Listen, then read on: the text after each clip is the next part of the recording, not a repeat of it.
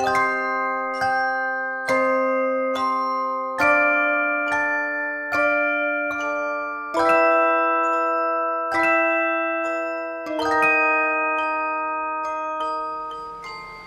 everyone, this is CricketSong with Lunar Wisdom, and you're watching another episode of Practical Witchcraft.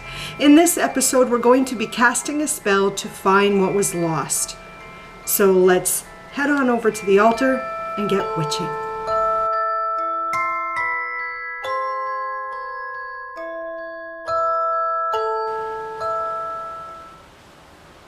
We're at the altar.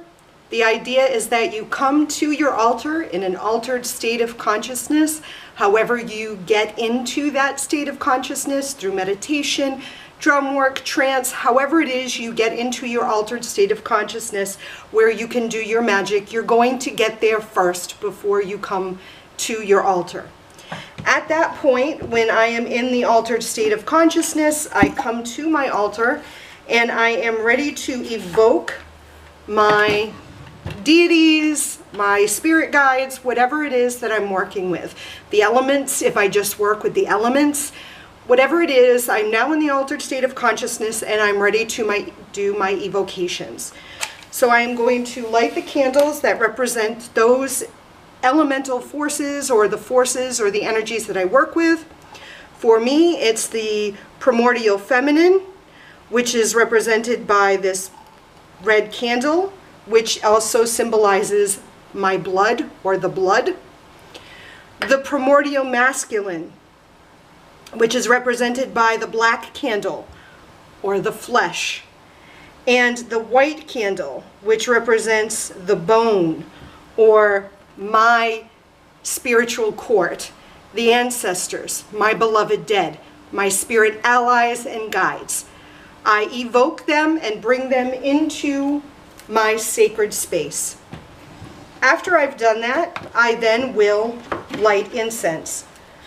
You all know by this time that incense plays a very prominent role in my magical working, in my witchcraft. I'm going to light this charcoal disc so that I can begin burning my loose incense.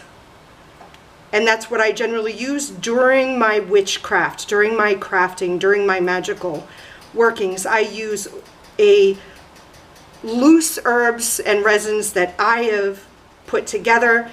And other times I use stick incense, but I craft my own loose incense for my magic, for my working.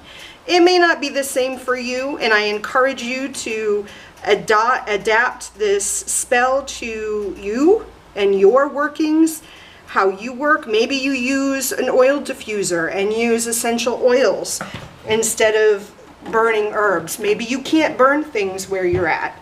So you do what you need to do in order to adapt this spell to your own working.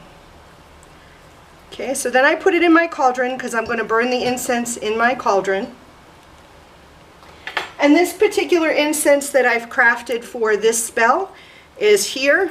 If you're interested in how I select the herbs, go back to episode 1 where I walk you through how I actually craft the incense for my spells. This one has dittany of Crete, rosemary, wormwood, St. John's wort, and star anise that I've chopped up. When the charcoal disc is set, I'm going to sprinkle some of the incense onto the charcoal disc and get that smoking. I need to remove some of the items, the feathers, from my altar so I have some space to work. So I'm going to move that over.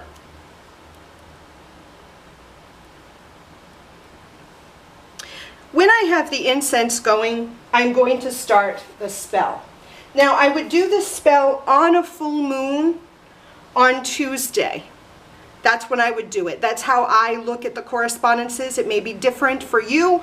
You use what you want. This spell is to find what was lost. So then the other items that I'm going to need aren't very many at all. I need a piece of paper and a pen to write on. I'm going to burn a candle, and I'm going to burn a chime candle. I'd like to use brown, but I'm noticing I don't have a brown. So then I'm going to use green because green symbolizes manifestation for me. I'd like to use brown though, but I don't have a brown. I could use white if I didn't have a green or a brown. I could use white, but I'm going to use the green one. I'm not anointing it. If you feel called to anoint and dress the candle, then you should. I'm using this more of a timer. So after I cast this spell, by the time that this candle has burned to the bottom, it should bring forth what was lost. Because the idea is we're looking for something that was lost. We're going to find it, whatever that item is. I'm also going to use a box. I'm going to use this box. Okay, you can use whatever box you want. I like this box for a couple of reasons. This box, let me show you what this box looked like before I covered it. And I just covered it in brown paper bag. This was the actual box. I purchased 2 nightlights, Himalayan salt nightlights. This is what the box looks like. It's really sturdy. It's a nice sturdy box. And when I got the night lights, I said, I'm going to have a purpose for these boxes. I'm big for reuse, repurpose. This is a night light. It lights your way at night, right? I wanted to cover it because I don't want to see that image. But if you feel more drawn to see the image, then you should. But I covered it in brown paper bag because what I'm going to do is I'm going to write or symbols. I haven't decided exactly what I'm going to write on it, but I'll probably put something in Theban symbols, like what is lost is found, on the cover here. So what you're going to do is we're going to write what is lost on this piece of paper. We're going to put it in the box, cover the box, and leave it on the altar while our candle burns. And when the candle is done burning, whatever we wrote on the paper will be found. So we're going to this is just for demonstration purposes, obviously. Let's say I lost keys. I lost keys, car keys. I lost car keys. So I'm going to write car keys. Now you want to write the name, the model, the make, if you have a license plate number, anything that would specify what car keys. So if it was ours, I would say a Toyota IM. It's a 2017. It's red. I don't know my license plate number, but this is a Toyota IM. I would then write that on here. I lost the car keys to this vehicle. I then would open the box, place it in here, close the box. I want to make sure I got my incense going. I'm going to put the box on top here and the candle on top of this. You can actually place the candle like this, but I want to use my candle holder. I'm going to light the candle from the spirit flame.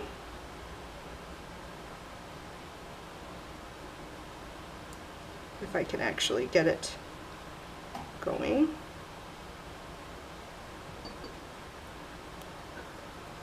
And then I'm going to say the incantation. What is lost is now found. It calls to me as I walk round, looking, hunting, searching, seeking, inside boxes. I'm now peeking, in the corners, behind chairs, in the closet and downstairs. I had it in my hands before, I'll have it in my hands once more. With the power of this rhyme, the lost item is now mine. And I'm going to seal the spell. Now, as I'm still going to do the mundane work. I'm still going to look. I'm still going to search. I'm still going to seek. I'm going to do everything I can in order to find the keys. As I search my home, I am going to repeat, what is lost is now found. So I would be, looking in the house. What is lost is now found. What is lost is now found. What is lost is now found. As this is burning. If this means that I need to make calls to places to see if I left my keys there, if it means I have to go to the place to try to find it, but I'm going to do this as I'm looking for the keys, or whatever it is that I've written in the box. By the time the flame has run down, I will have found what was lost. That's the spell for what is lost is now found. When this burns down and I found the item, I make sure I come to the altar here, and I make sure all my offerings to the ancestors, the mighty ones, my beloved dead, my spiritual allies, I make sure that I have given them whatever it is that they wanted for an offering to thank them for their help. I then extinguish all the candles, and I am done for finding what was lost. Until next time, I love you. Blessed be.